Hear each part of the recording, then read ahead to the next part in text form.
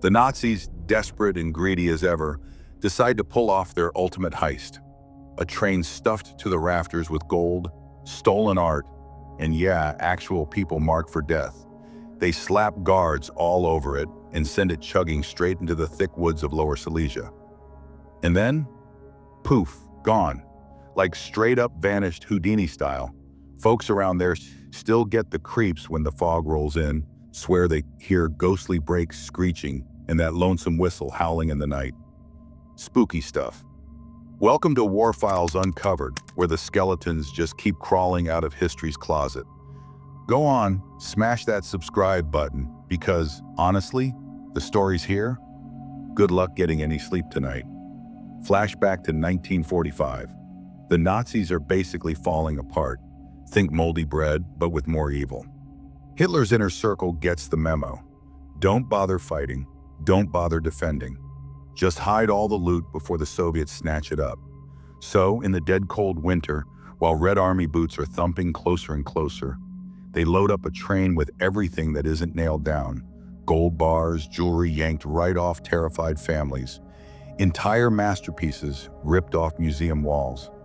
Oh, and let's not forget the prisoners, crammed into the back, eyes hollow and wide. No one tells them where they're headed. They figure it's just another hellish trip. But the guards, they know this ride's different. Wrocław station, snow dusting the train like powdered sugar on a death machine. One officer leans over and mutters, "Nobody's ever gonna see this thing again after tonight." Chilling, right? Locals later said the night felt weirdly quiet, like the world itself was holding its breath. The train's headlights stabbed through the black, wheels sparking off frozen steel, echoing through pine forests so heavy with snow, they looked like something out of a weird fairy tale. And somewhere out there, in the darkness, over the gunfire and the desperate Germans shouting, nasty truth started to bubble up. This trip wasn't meant to end. The train barreled into the wild, past the edge of any map, rails running straight into silence. After that, nothing. It's like history just let go, and the whole mess slipped right out of reality. By the time the sky started glowing, that Nazi ghost train had already slipped into the tangled woods of Lower Silesia. The wheels, usually loud as hell, barely made a sound, all swallowed by the stubborn fog crawling up from the ground. Not your average route either. Whoever planned this trip, they weren't messing around.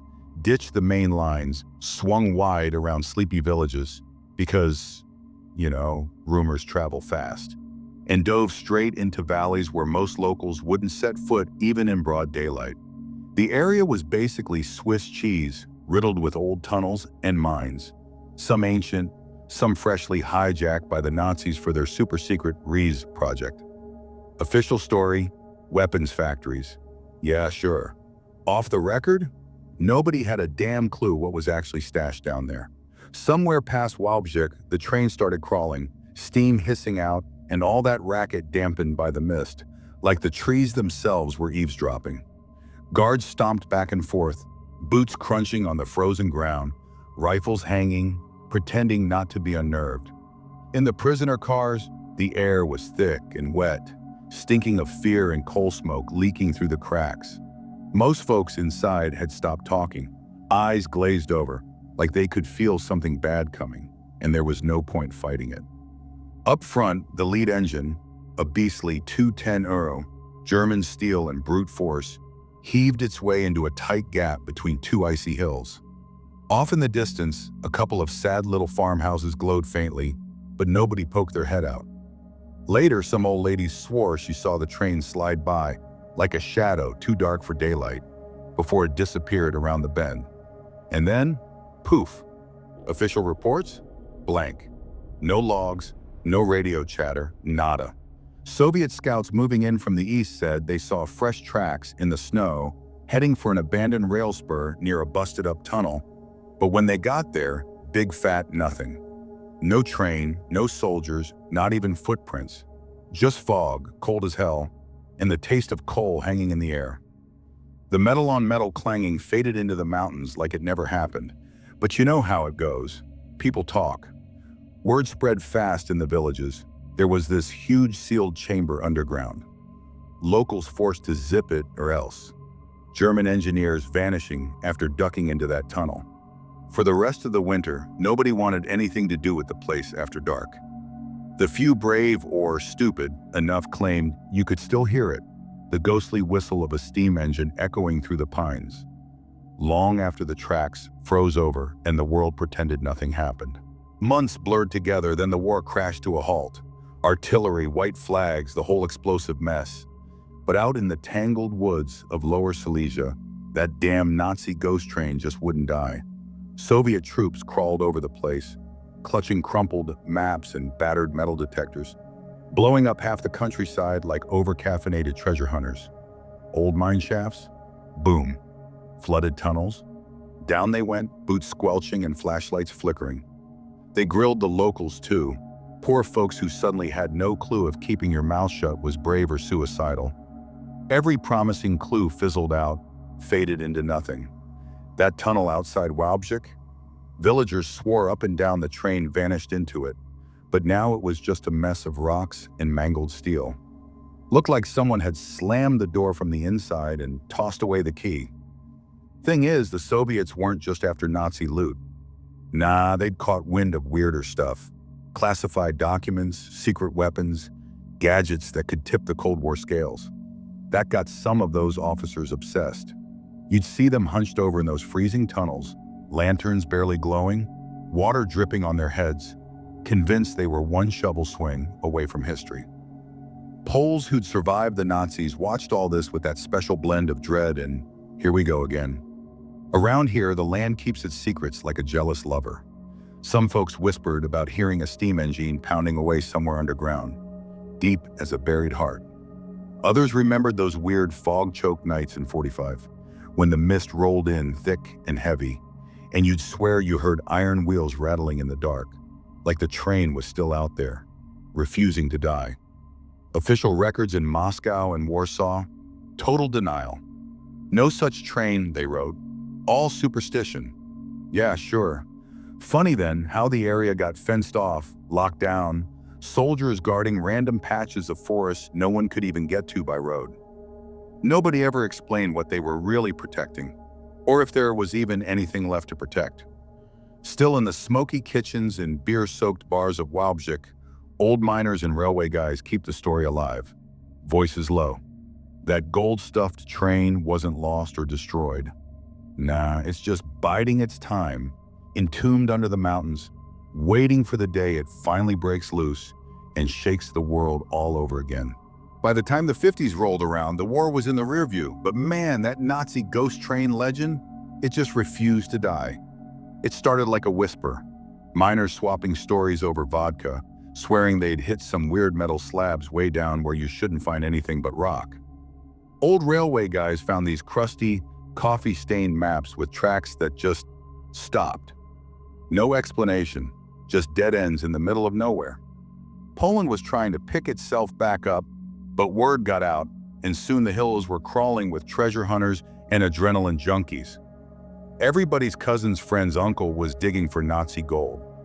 They showed up with whatever they could find, beat-up shovels, pickaxes, homemade dynamite. Yeah, 'cause nothing says safety like DIY explosives.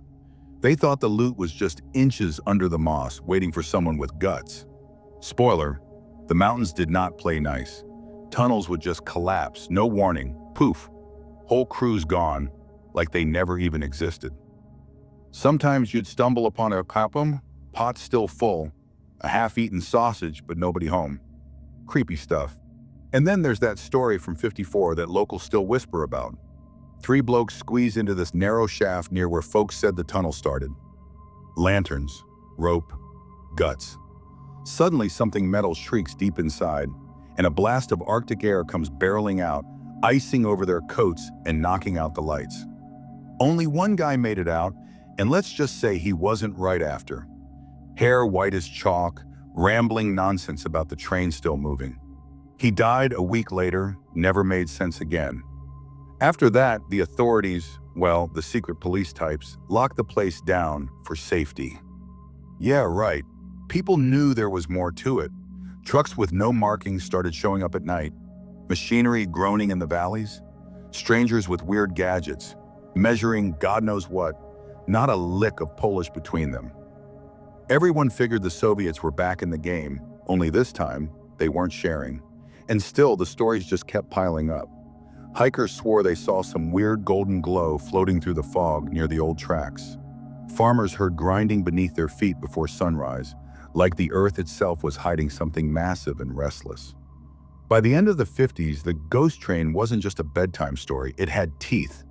It was alive in a way that made you think twice before wandering too far off the trail. Like it was still rolling somewhere underground, waiting for somebody dumb enough to look for it. By the late 60s, the whole Nazi ghost train thing wasn't just some old campfire tale. It had straight up crashed into Cold War weirdness. Poland was locked up tight behind the Iron Curtain. Sure, but rumors have a way of slipping through cracks, don't they? Bits and pieces snuck out.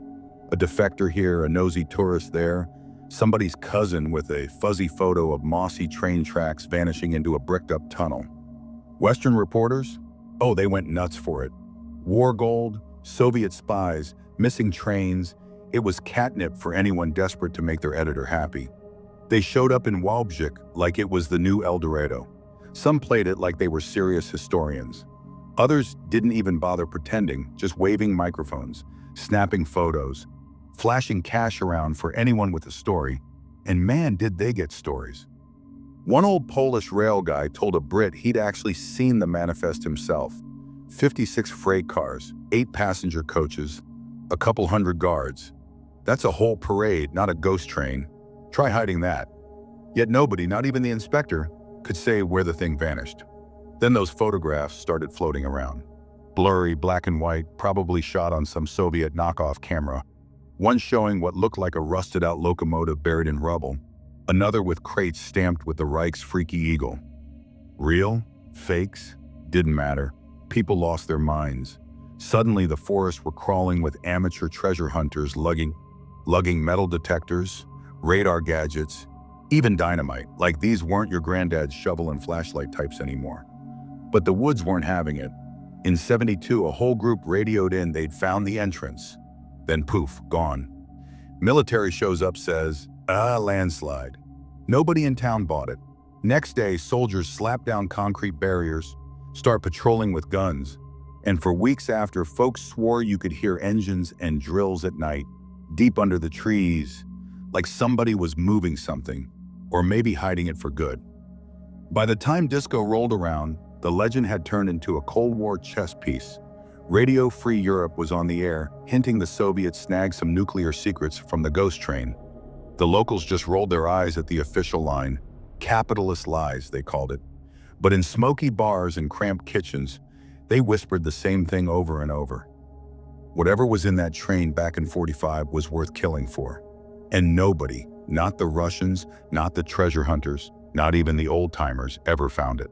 When communism finally bit the dust in '89, it was like someone popped the lid off a pressure cooker over Lower Silesia. Poof.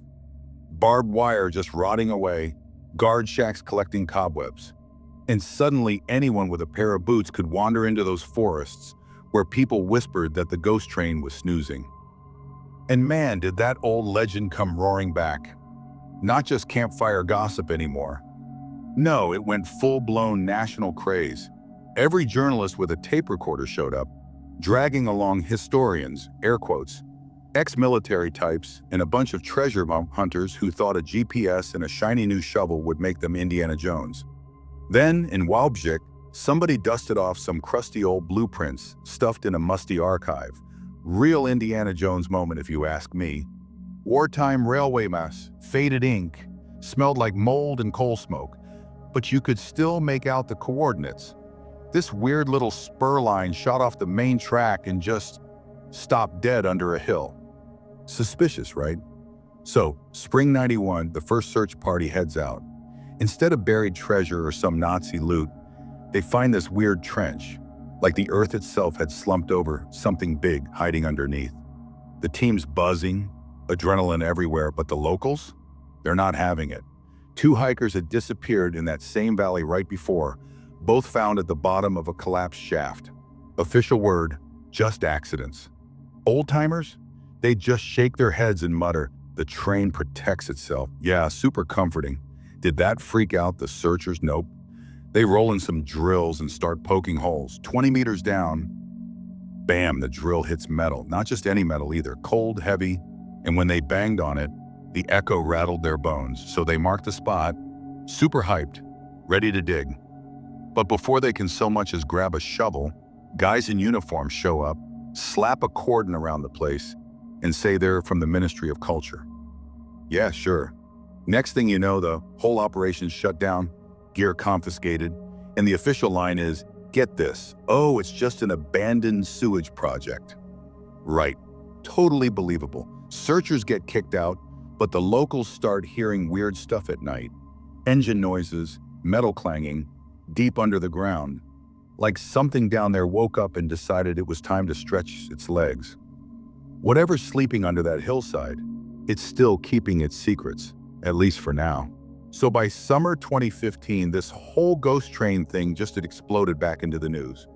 Like full-blown chaos, not seen since, what, the war? Out of nowhere, these two guys, one Polish, one German, waltz up to a line of microphones and go, yeah, we found it. Not just some bar chatter or internet nonsense either. They whipped out ground-penetrating radar scans, all mysterious and official, claiming there's this mad, buff, train-shaped something buried under a hill near Wojciech. Then, well, the images leak. They're grainy as hell, but you look and boom, two parallel lines running underground over 90 meters or so, ending in this chunky, locomotive-ish blob. People lose it. TV crews show up from as far as Japan, the US, like this sleepy Polish city suddenly becomes the center of the universe. The cafes are packed, everyone's gossiping, hotels get booked solid. The mayor's out here promising, if there's treasure, it's Poland's. Classic. Next thing, the government rolls in with military engineers, all just making sure there aren't any bombs. Sure, buddy. Most folks figure they just want first dibs. So digging starts, everyone's hyped. And then things start to get weird. Like tools just stop working for no reason. Generators die, even though there's plenty of fuel. GPS goes haywire. Someone flies a drone over the site and poof, 20 seconds of nothing. Then the video comes back all wobbly like it just got microwaved or something. And then there's this security footage at night. Some pale light, drifting along the trees, just winks out into the ground. Guards swear nobody's there. The whole vibe goes from adventure movie to straight up X-Files. Weeks go by, digging up mud and rocks, and then officials shrug and say, hey, it's just weird rocks, no train. Nobody buys it. Workers are whispering about finding something metallic, being told to stop digging, and then these trucks, all covered up, rolling out at night with soldiers around them. Real subtle, guys. So Wojciech goes back to being kind of quiet, but honestly, it's out there now. The legend isn't just a local ghost story anymore. Millions have heard about the Nazi ghost train, and a lot of them, pretty sure it's still hiding down there in the dark, just waiting. Even after that wild ride in 2015, the whole Nazi ghost train thing just wouldn't die. Seriously, the rumors kept popping up like bad weeds. Hikers, security guys on the night shift, random thrill seekers. People kept coming back from the lower Silesian woods with some seriously weird stories. There's this one where folks swear they heard metal clanging out there, like a train rolling along, even though no real train's been through in ages. And then there's the so-called ghost light, this skinny little beam weaving between the trees, too smooth and steady for a flashlight, too weirdly pale for a campfire. Then, poof, just gone, like the ground swallowed it whole. Fast forward to winter 2019. A bunch of campers, all hyped up on urban legends, decide to park themselves near the old rail spur, right where some people said the radar scans picked up buried steel. 3:42 in the morning, their audio gear snags this low, freaky horn blast rolling through the foliage, then what sounds like heavy wheels grinding on the rails. No joke, they bolted before the sun came up, left their stuff behind like it was cursed or something. When they came back, the ground had this long, narrow trench torn through it. No footprints, no tire tracks, nada. Like something just dragged itself through and vanished. By then, officials had basically lost interest, like, move along, nothing to see here. Locals, though, totally convinced something's still out there. Some say the train's guarded by the ghosts of soldiers and prisoners, doomed to keep rolling forever. Others are convinced the Nazis hid the train to bury something way nastier than gold, a secret nobody's supposed to dig up. So yeah, when the fog creeps down from the mountains and the woods get creepy quiet, people in Wałbrzych still stop and listen. If you hear a distant steam whistle, they say that's your cue to get the hell out, because the ghost train doesn't stop. Not for anyone.